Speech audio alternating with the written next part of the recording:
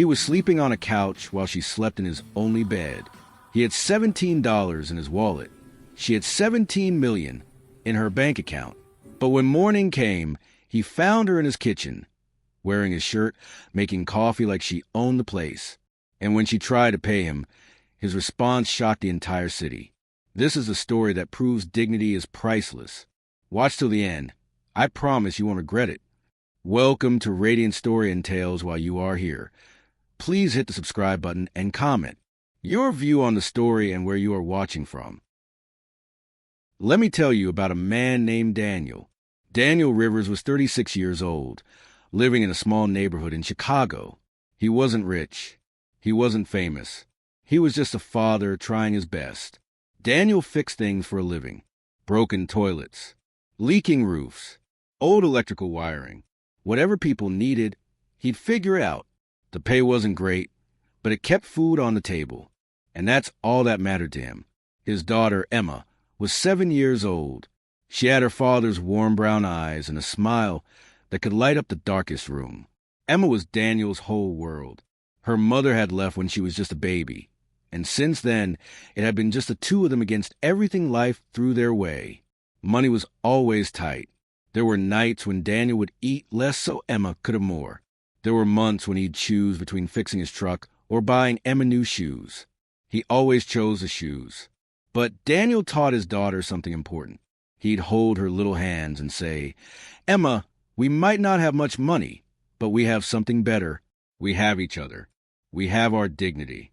And nobody can take that away from us." Emma would nod, understanding more than most children her age ever could. One November night, everything changed. The storm came without warning. Rain pounded the streets like hammers. Thunder shook the windows.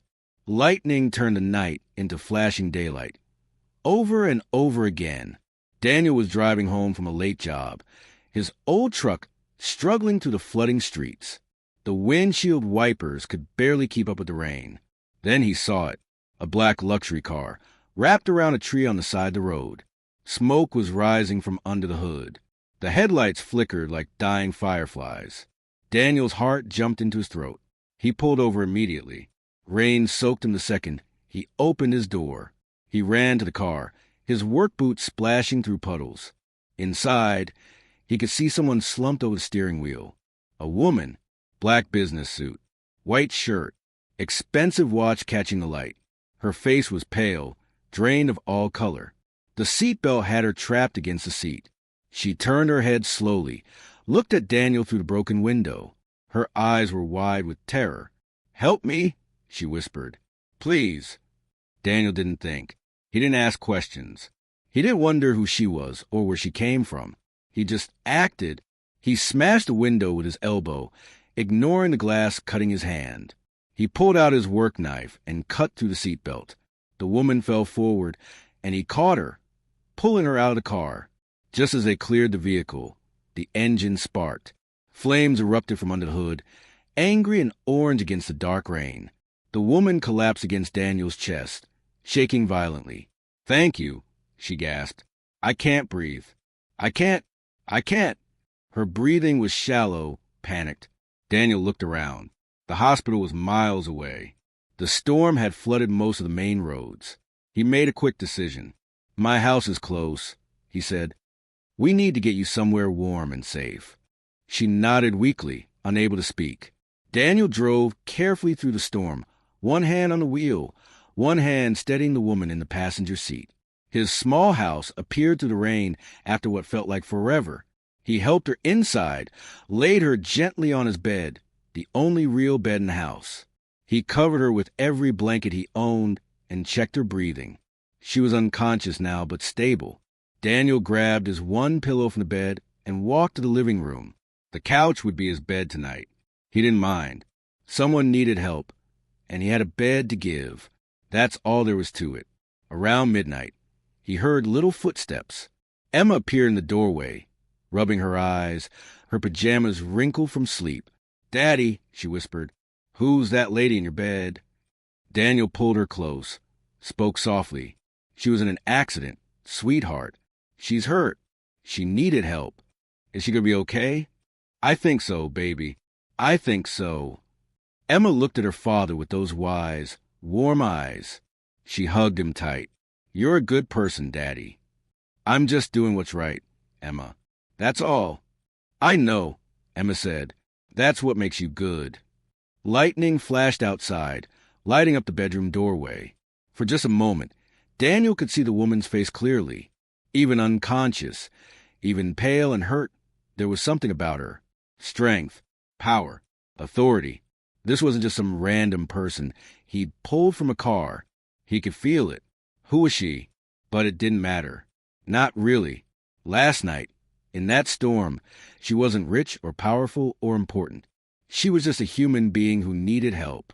And Daniel had given it without asking for anything in return. That's who he was. Morning would come soon. And with it, answers. But for now, Daniel sat on his couch, watching the bedroom door, making sure the stranger was still breathing, still safe. Outside, the storm began to fade. The thunder grew distant. The rain softened to a gentle patter against the windows. Daniel closed his eyes, exhausted but at peace. He'd done the right thing. And in his world, in his life, that was enough. That had to be enough. Because dignity, real dignity, isn't about what you have. It's about what you do when nobody's watching. It's about the choices you make when it would be easier to drive past, to look away, to say, not my problem. Daniel had stopped. He had helped. He had cared. And that simple act of kindness was about to change everything. Sunlight poured through the small windows of Daniel's house. He woke up on the couch, his neck stiff, his back aching. But he'd slept worse before. He stood up slowly, stretched, and listened. Someone was moving around in the kitchen. He turned around and his whole body froze. The woman from last night stood there, very much awake. Her hair was slightly messy, falling around her shoulders. She was wearing his white dress shirt, the one he'd left hanging on the bathroom door. She was making coffee, completely comfortable, like she'd done this 100 times before.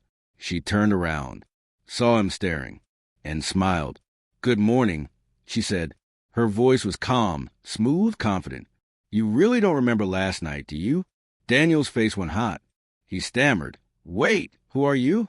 She set down the coffee cup slowly, looked directly at him. "I'm the woman whose life you saved, and the woman whose company owns this house you're renting." Daniel stood completely still. His heart pounded in his chest like a drum. Before he could respond, Emma ran into the kitchen, already dressed for school, her backpack bouncing on her shoulders. "Who are you?" Emma asked, staring at the stranger. The woman knelt down, eye level with Emma. Her expression softened. "I'm just someone your daddy saved last night." Daniel finally found his voice. "I can call you a taxi, or whatever you need." "No need," the woman said, standing back up. "My driver's been outside since 6 this morning." "Your driver?" Daniel blinked. "You could have left hours ago. I wanted to thank you properly first." She poured herself more coffee, took a sip, and returned this. She gestured to the shirt she was wearing, but she didn't move to take it off. She just watched him, testing him almost. Emma giggled. Daniel shot her a look. "Emma, go finish getting ready for school." "But, Daddy—" "Now, please." Emma pouted but obeyed, disappearing into her small bedroom. An uncomfortable silence filled the kitchen. Daniel grabbed a dish towel and started wiping down the already clean counter. Anything to avoid looking at this woman in his shirt. Then she reached into her expensive purse and pulled out a wallet. Thick leather. Designer. She placed a stack of cash on the table. $100 bills. At least $2,000. "This should cover last night," she said simply. Daniel stared at the money, then at her. "Cover what?" "Helping me. The bed. The clothes. Everything." His jaw tightened. Something hot and angry rose in his chest. "I didn't do it for money." She shrugged. "Then consider it for laundry service. That shirt probably needs dry cleaning now." Something inside Daniel snapped. He grabbed the money and shoved it back toward her, his hands shaking. "Take it back," he said firmly. "I don't need your money." Her expression didn't change. Still cool. Still collected. Most men would have taken it. I'm not most men. She tilted her head, studied him like he was a puzzle she couldn't quite solve. No, you're not. She picked up the money slowly, folded it, and put away. My mistake. I thought I was being generous. Generous? Daniel laughed, but there was no humor in it. You think throwing cash around makes you generous? You have no idea what that word really means. Then enlighten me. Generous, Daniel said, his voice steady now, is helping someone because it's the right thing to do, not because you owe them, not because you can afford it, just because they're a human being who needs help. She stood there, silent. For the first time, she looked uncomfortable, maybe even ashamed. I see, she said quietly. Do you? Daniel turned away. Because from where I'm standing, you just try to turn something decent into a business transaction. The air between them grew heavy, tense, full of things unsaid. Finally, she spoke, quieter now. You're right. I apologize. He didn't respond. She walked toward the door, stopped, looked back. What's your name? Daniel. Daniel Rivers. Daniel Rivers. She repeated slowly, like she was memorizing it. I won't forget it. Then she opened the door and left. It closed softly behind her. Emma emerged from her bedroom, backpack on, ready for school. She looked at her father with those knowing eyes. Is she your girlfriend now? Emma asked innocently. No, sweetheart. She's complicated. I think she likes you. Daniel smiled despite himself. What makes you say that? Because she looked at you the way you look at pancakes on Sunday morning. Daniel burst out laughing. Real, genuine laughter. Like I want to eat her? No, Daddy. Emma giggled. Like she makes you happy. He picked his daughter up, spun her around. You're too smart for your own good. You know that? That afternoon, after picking Emma up from school, they stopped at the small grocery store on the corner. Daniel counted his money carefully. Enough for rice, eggs, some vegetables. Maybe a small treat for Emma, if he stretched it. At home, he turned on the TV while cooking dinner. The news played in the background. He wasn't really paying attention until he heard the words. Breaking news. CEO Isabella Grant survived a near-fatal car crash last night. Sources say a local resident pulled her from the burning vehicle just in time. Daniel froze. He looked at the screen. There she was, the woman from this morning. But now she was wearing a sharp black business suit, standing in front of a massive glass building. The logo behind her read Grant Industries. The reporter continued. Ms. Grant refused to name her rescuer, but she did say this. The screen cut to her, microphones in her face, cameras flashing everywhere. He was kind, she said, humble, and he refused payment. That's the kind of integrity you can't buy. Daniel stood there, wooden spoon in hand, mouth hanging open. Emma tugged his sleeve. Daddy, that's the lady from this morning. Yeah, kiddo, it is. She's famous. Seems like it. Emma's eyes went wide with excitement. You save a CEO. That's so cool. Daniel turned off the TV and went back to cooking, but his mind was racing. Isabella Grant, one of the richest, most powerful women in Chicago, known for building empires and crushing competitors. And he just yelled at her and thrown her money in her face. He laughed. Couldn't help it. Well, that's my luck. 3 days passed. Daniel tried to forget about Isabella Grant. He had work to do, bills to pay, a daughter to raise. Life went on. But the universe had other plans. He was at Emma's school, fixing a burst pipe in a teacher's lounge. His hands were dirty, covered in grease. His work shirt had stains on it. Just another Tuesday. Then he heard it. A car engine. Smooth, expensive, powerful. He looked up through the window. A black luxury sedan pulled into the school parking lot. Tinted windows. Chrome details. The kind of car that screamed money. The door opened. Out stepped Isabella Grant. White business suit. Heels clicking on the pavement. Sunglasses covering her eyes. She walked straight toward him. Parents stopped talking. Teachers stared. Everyone watched. Daniel stood up, wiped his hands on a rag, leaving grease streaks. Can I help you? She removed her sunglasses, looked directly at him. Mr. Rivers, we need to talk. He sighed. If this is about the money again. It's not. Her voice was firm. It's about the truth. She pulled out her phone. Turn it toward him. Security footage. Grainy. Time-stamped. It showed Daniel carrying her from the burning car. His face clear, determined. You saved my life, she said.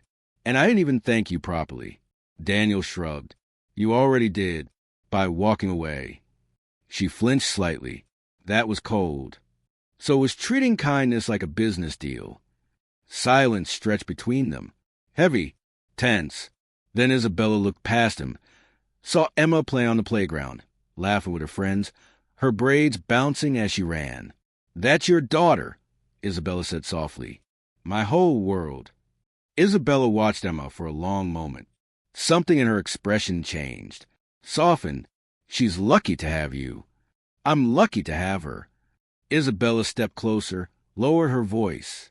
Daniel, I came here to apologize. And to make something right. You don't owe me anything. Maybe not, but I want to do this anyway. She pulled an envelope from her bag, opened it. Inside was a legal document. Daniel recognized the letterhead. His landlord's property management company. What is this? He asked. I own the building you rent. As of yesterday, I bought it outright. His stomach dropped. You what? And as of this morning, your lease is paid off. The house is yours. Free and clear. Daniel stepped back. His head spun. You think you can just buy your way into feeling better? I don't want this. It's not about feeling better. Her eyes held his, steady and sincere. It's about starting something better. Better for who? Your conscience. She didn't blink. For people like you. People who do the right thing and get nothing in return. I got something, Daniel said firmly. I got to sleep knowing I helped someone. That's enough. Is it? She gestured around them. Is this enough? Working yourself into the ground. Struggling every month. Worrying if you can pay for Emma's school supplies. I don't need saving. Everyone needs saving sometimes. Her voice cracked just a little. Even me? Daniel paused. He saw something in her eyes he hadn't seen before. Vulnerability. Pain. This wasn't just about him. What happened to you? He asked quietly. Isabella looked away. I grew up poor. Foster care. Group homes. I clawed my way to the top, step by painful step. And somewhere along the way, I forgot what it felt like to be helpless. Until the crash. Until the crash, she agreed. She smiled, but it was sad.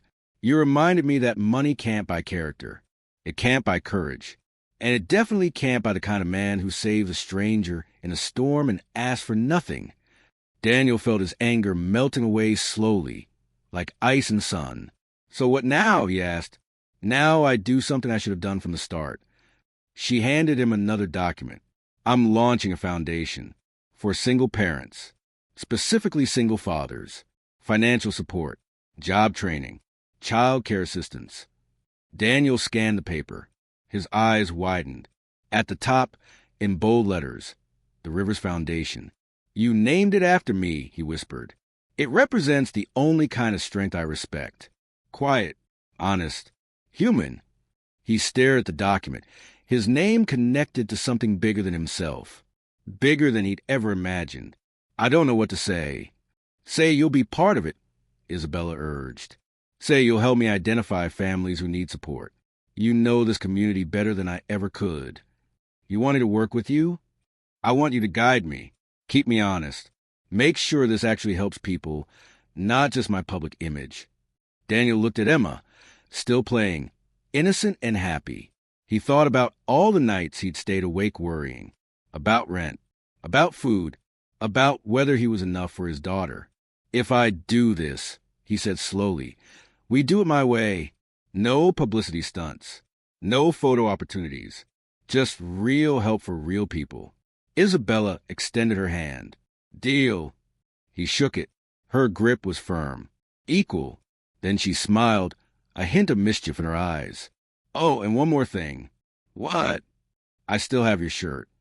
Daniel laughed. Actually laughed. Keep it. It looks better on you anyway. A crowd had formed around them. Parents, teachers. Someone had their phone out. Recording, a reporter pushed forward. Ms. Grant, are you two together? Isabella glanced at Daniel. Her eyes sparkled. Not yet, but he did lend me his favorite shirt. The crowd erupted in laughter and whispers. Daniel shook his head, grinning. You're impossible. I prefer determined. Emma ran over, breathless and excited. Daddy, is that the lady from TV? Yes, sweetheart, it is. Emma looked up at Isabella. Are you going to help my daddy? Isabella knelt down. Eye level with the little girl. I'm going to try. Is that okay with you? Only if you're nice to him. He's the best daddy in the world. I can see that. Isabella's voice was soft, genuine. I promise I'll be nice. Emma hugged her. Sudden, spontaneous. Isabella froze for a moment. Then slowly, carefully, she hugged back. When Emma ran back to her friends, Isabella stood up. Her eyes were wet. She's incredible, she whispered. She's my reason for everything. Isabella nodded. Then let's make sure her daddy doesn't have to struggle anymore. 1 month later, everything had changed. Downtown Chicago, a massive convention center, press everywhere, cameras flashing, reporters talking, influencers recording, the launch event for the Rivers Foundation. Daniel stood backstage, uncomfortable in a borrowed suit. The tie felt too tight. The shoes were too shiny. This wasn't his world. He didn't belong here. Emma sat beside him in a pretty dress, her hair in neat braids decorated with small white flowers. She swung her legs excitedly. Daddy, are you famous now? She asked. No, baby. I'm just here. But they named it after you. That doesn't make me famous. Just lucky. A woman with a clipboard approached. Mr. Rivers, you're on in 5 minutes. His stomach flipped. I thought I was just attending. Ms. Grant wants you on stage. She didn't tell you? No, she definitely didn't tell me. Emma giggled. You're going to be on TV, Daddy. Thanks for reminding me. The lights dimmed. Music played. The crowd quieted. Isabella walked onto the stage, confident and powerful. She owned the room instantly. Good evening, she said into the microphone. Thank you all for coming. Tonight we launch something special, something personal. The Rivers Foundation. Applause filled the hall. Cameras flashed like lightning. This foundation exists because of one man, Isabella continued. A man who saved my life and asked for nothing in return. A man who showed me that true strength isn't measured in dollars. It's measured in character. She looked toward the wings, directly at Daniel. Daniel Rivers, please join me. His heart stopped. Emma pushed him gently. Go, Daddy. He walked onto the stage, legs shaking, lights blinding. The crowd erupted in applause. Isabella handed him a microphone. Say something, she whispered. He stared at her. You didn't warn me. I wanted it to be genuine. She smiled. Speak from the heart. Daniel turned to face the audience. Hundreds of faces, all watching, all waiting. He cleared his throat. I'm not good at speeches. I'm a handyman. I fix pipes. I change light bulbs. That's what I do. He paused, gathering his thoughts. But being a single dad taught me something. You don't need money to be rich. You need people who believe in you. You need moments that remind you why you keep going. His voice grew steadier. That night in the storm, I didn't save Isabella because I wanted recognition. I saved her because it was right. And somehow, that one moment changed everything. He looked at Isabella. She could have forgotten about me, moved on with her life. But she didn't. She came back. She listened. She cared. That's rare. The audience was completely silent now, hanging on every word. This foundation isn't about me, Daniel said, his voice strong now. It's about every parent out there doing their best. Every dad working 2 jobs. Every mom stretching every dollar. Every person who feels invisible. His voice grew even stronger. You're not invisible. You matter. And now you have support. Real support. The crowd stood. Applause thundered through the hall like a storm. Daniel stepped back, overwhelmed. Isabella took his hand and squeezed it gently. "Perfect," she whispered. After the event, they stood in a quiet hallway away from crowds. Emma was asleep on a lobby couch nearby, her head resting on a pillow. Isabella pulled out a small box from her purse. "I got you something." "You've given me enough," Daniel said. "Just open it." Inside was a pen, engraved. The inscription read, "For the man who didn't sell his kindness." Daniel's throat tightened. He couldn't speak for a moment. "You didn't have to do this." "I know, but I wanted to." She stepped closer. "You changed my life, Daniel. You changed mine, too." They stood there close. The air between them felt electric, charged with something neither of them had expected to feel. "I still have your shirt," Isabella whispered. "I know. I saw you wearing it in the magazine article last week." She laughed softly. "It's my favorite now." "Mine, too, even though you're wearing it." "Especially because I'm wearing it," she corrected with a smile. He smiled back. "You're full of surprises, Isabella Grant. So are you, Daniel Rivers." Behind them, someone coughed. A photographer. One photo for the website. They stood together, professional, but their hands touched. Just barely. The camera flashed, capturing something neither of them expected. The beginning of something real. 1 year later, a small storefront opened on the south side of Chicago. The sign read, "Rivers Repair Shop," in partnership with Grant Foundation. Daniel wiped grease from his hands. His shop, small but clean, organized, everything he'd worked for, everything he'd dreamed of. The bell above the door chimed. Isabella walked in, wearing jeans and that white shirt. His shirt. Her hair was down, relaxed, beautiful. "Still fits," she said with a grin. He smiled. "Still stealing my clothes." "Borrowing." "Sure. Whatever helps you sleep at night." She laughed, walked around the shop, touched his tools gently. "This place is perfect. It's small. It's honest. Like you." Emma burst to the back door, backpack bouncing. "Isabella, I got accepted. The STEM scholarship. Full ride to that summer program." Isabella's face lit up. "Emma, that's incredible. I'm so proud of you." Emma hugged her tight. Daniel watched them together. His daughter. This woman. Family. Emma disappeared to do homework in the back office. The shop went quiet. Isabella turned to Daniel, suddenly nervous, vulnerable in a way he'd never seen before. "I have something for you," she said. "Another gift?" "Just open it tomorrow. Promise me." "Why tomorrow?" She handed him an envelope, cream-colored, sealed. "A question I'm scared to ask." His heart pounded. "You? Scared? Terrified?" She touched his face gently. "You make me feel things I forgot I could feel." "Like what?" "Like I'm home." Daniel pulled her close. "You are home." They kissed, soft at first, then deeper. A year of friendship becoming something more. Something beautiful. She pulled back, smiled. "Open it tomorrow." "Why not now?" "Because I want you to really think about it." She left. Daniel stood alone, envelope burning in his hand. That night, he couldn't sleep. Morning came slowly. Sunlight crept through Daniel's bedroom window. He'd barely slept, thinking about that envelope all night. He sat up in bed, held it in his hands. His name was written on the front, in Isabella's elegant handwriting. He took a deep breath and opened it. Inside was a card. Handwritten, every word in her careful script.